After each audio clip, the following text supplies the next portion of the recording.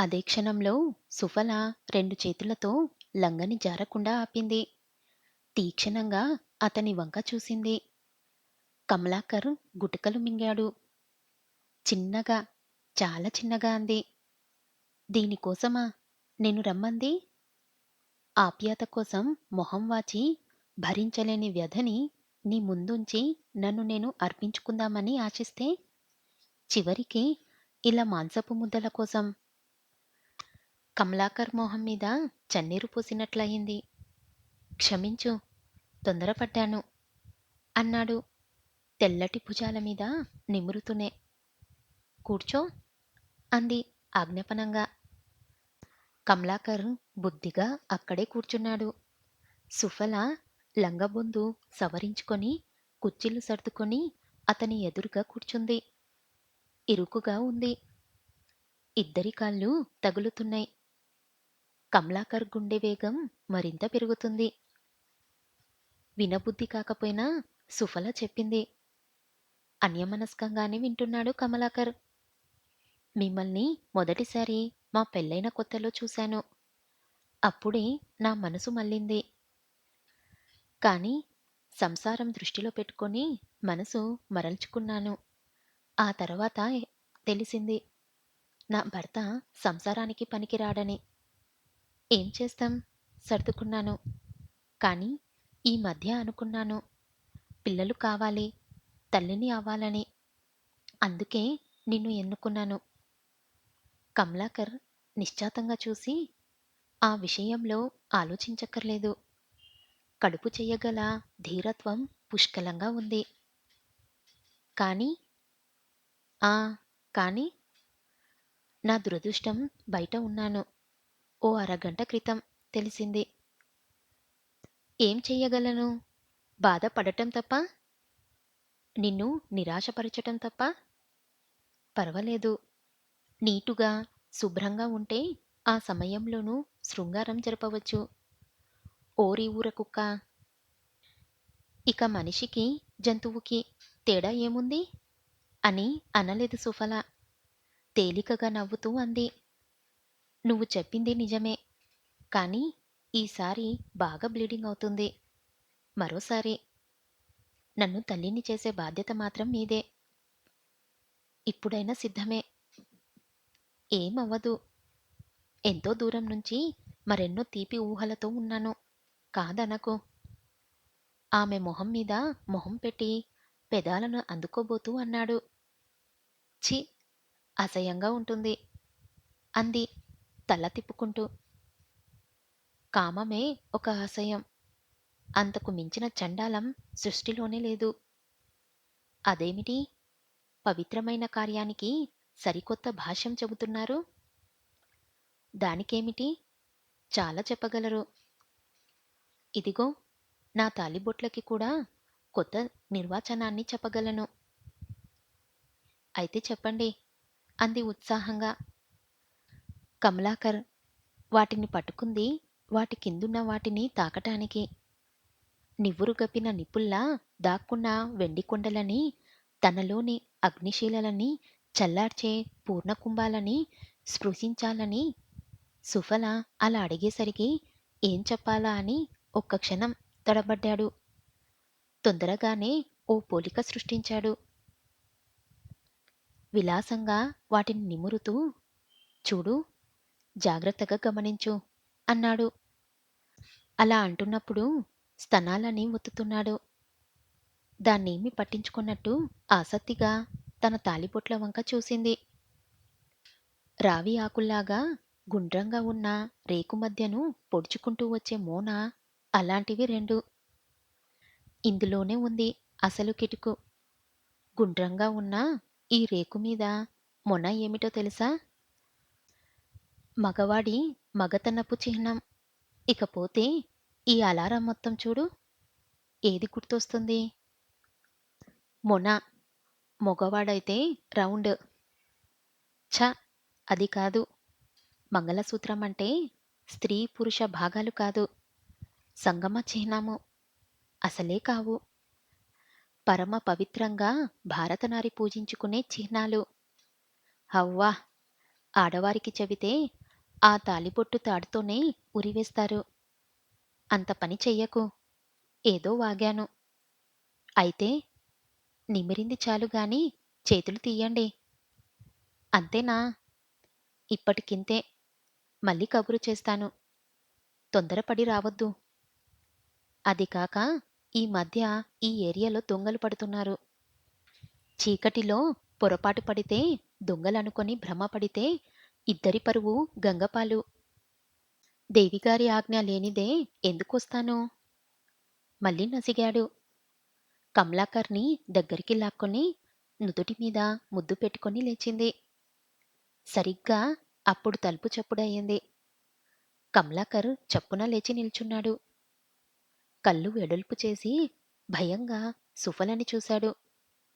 సుఫల తాపిగా లేచి, "ఏం భయం లేదు. ఇక్కడే ఉండు. మేం లోపలికి వెళ్ళగానే వెళ్ళు" అని బయటకొచ్చింది. సుఫల బాత్రూం తలుపు తెరిచి గడ్డిపెట్టిన వంటగది వద్దకు నిమ్మలంగా నడిచింది. లోపల్నుంచి ఇంకా తలుపు కొడుతూనే ఉన్నాడు గురుమూర్తి. వెళ్ళి గడియ తీసింది. "బయటెందుకు వేశావ్?" నోటికొచ్చిన బూతు మాటని వాడాడు.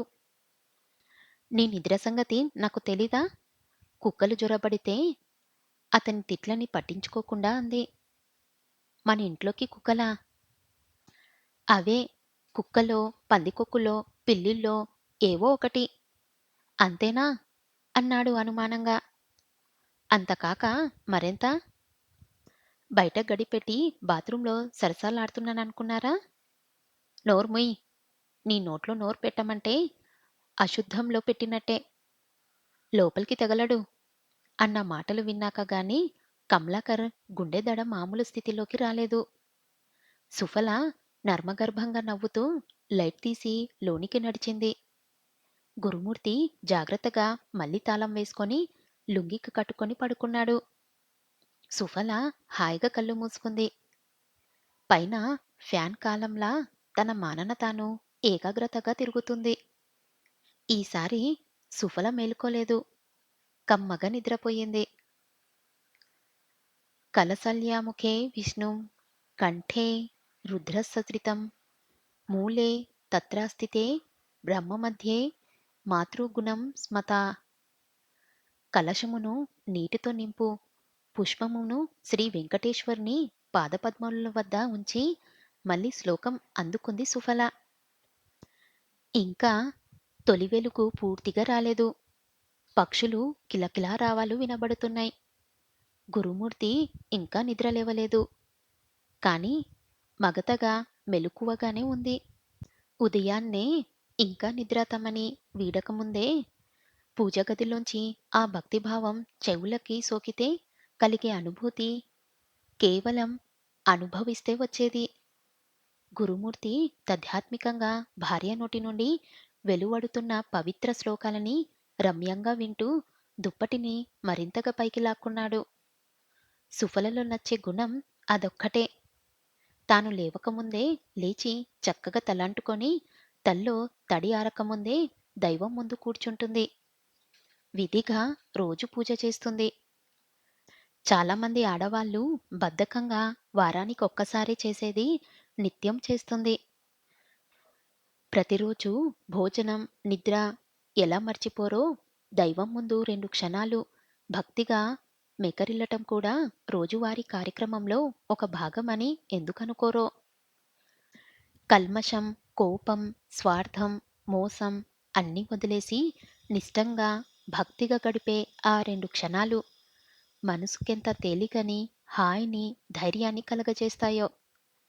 గురుమూర్తి ఆ విషయంలో భార్యని ఎప్పుడూ అభినందిస్తాడు. తొలి వెలుగు పడకముందే అతనికి మెలకువ వస్తుంది. పూజ అయ్యేంత వరకు అలానే పడుకొని ఆపై మళ్ళీ 8 దాకా లేవడు. పూజ అయిపోయిందనటానికి గుర్తుగా లోపల్నుంచి గంట మోగింది. గురుమూర్తికి మళ్ళీ నిద్ర వస్తుండగా ఠక్కున అతని మనసులో రాత్రి సన్నివేశం కదలాడింది. సుఫల అర్ధరాత్రి బయటికెళ్తూ చెప్పిన మాటే చెవుల్లో మారుమోగింది. అంతే. అప్పటి వరకు ప్రశాంతంగా ఉన్న మనసు సరోవరంలా అలజడి రేగింది. క్షణంలోనే అది అతలకుతలమయింది. చివ్వున లేచే నాగుపామే అయ్యాడు. కళ్ళల్లోకి విషం పూర్తిగా వచ్చింది. ప్రతిపక్షాలు పేపర్ వెయిట్స్ విసిరేసినట్టు మీదున్న దుప్పటిని తోసేశాడు. చెదిరిని లుంగిని అస్తవ్యస్తంగానే బిగించాడు. రెండడుగులు ఒక్క అడుగ్గా వేసి వెళ్ళాడు. సుఫల అప్పుడే పూజగుడి నుంచి లేచి వస్తూ ఉంది. భర్తని చూడగానే ఆమె ప్రసన్నంగా, ఏంటిప్పుడే లేచారు? పడుకోండి అంది. వారిద్దరి మధ్య పంతమే ఉండవచ్చు. అతని మీద అసహ్యంతో మరో మొగాడితో సన్నిహితంగా ఉండొచ్చు. కాని భర్త. ఆడది చాలాసార్లు ప్రేమలో అమాయకంగా పడొచ్చు. కాని సిన్సియర్‌గా 3 ముళ్ళేసిన వాడ్నే ప్రేమిస్తుంది. భర్తకి తెలియకుండా అక్రమ సంబంధం పెట్టుకున్న ఆడది సైతం భర్తనే ప్రేమిస్తుంది. కట్టుకున్న మొగాడే సానికొంపలో అమ్మేసినా ఆమె ప్రేమించేది అతన్నే. అక్కడ ప్రేమ వ్యక్తిది కాదు, సంప్రదాయానిది, పసుపు కొమ్మది. పురుషుడి జీవితంలో ప్రేమ ఓ భాగం మాత్రమే. కాని స్త్రీకి భర్తే జీవితం. అలాంటి స్త్రీకి మగవాడిచ్చే బహుమతి చల్. చెంప చెల్లుమంది. సుఫల కళ్ళు నీటి కుండలయ్యాయి. గురుమూర్తి కొట్టిన చెంపదెబ్బకి దేవుడి ముందున్న హారతి కూడా ఒక్క క్షణం కదిలి తిరిగి స్తంభంలా వెలుగుతూ ఉంది. భార్యని కొట్టే అధికారం నైతికంగా మొగాడిదే కావచ్చు. తిండి పెట్టి గుడ్డ తెచ్చి అవసరాలు తీర్చే భర్త భార్యని కొట్టడని హీనంగా నీచంగా నేనేమి చూడను. కాని కనీసం కారణం చెప్పాలిగా. చెంపమీద చెయ్యి తీయకుండానే అడిగింది. గురుమూర్తి మొహంలో జెగురు రంగు మరింత పెరిగింది. నిప్పుల్లో కాల్చిన ఇనుప ముక్కల్లా అయ్యాయి కళ్ళు. రాత్రి నాకేం చెప్పావు? అర్ధరాత్రి తాళాల్ని నన్నెందుకడిగావు? సుఫలకి అర్థం కావటానికి అర సెకండ్ పట్టింది. ఉదయపు గాలి ఆమెని అపదమసక్తము స్పృశించింది. సన్నగా చక్కగా చిరునవ్వు నవ్వింది. ఆ నవ్వు విజయంతో వచ్చిన దరహాసం. ఎదుటవారు కూడా నువ్వే గెలిచావన్నప్పుడు వచ్చే అహంకారం, హసం. అది చూసి గురుమూర్తి మరింత రెచ్చిపోయాడు. దగ్గరకొచ్చి జుట్టు పట్టుకున్నాడు. ఆడదానితో అన్ని రకాలుగా ఓడినప్పుడు మగాడు చేసే పని అదేగా. కన్యాదానం చేసినప్పుడు నా తండ్రి ఈ శరీరము, జీవితము నీదేనన్నాడు. గాని జుట్టు పట్టుకునే అధికారం నీకివ్వలేదు. కురులని ముద్దాడే అధికారం ఉందేమో గాని బిగపట్టే అధికారం వేదమంత్రాలు కూడా ఇవ్వలేదు. వదులు. వదిలించుకుంది సుఫల. నీ ప్రాణం పోయినప్పుడే వదిలేది. రాత్రి ఏం చెప్పావు?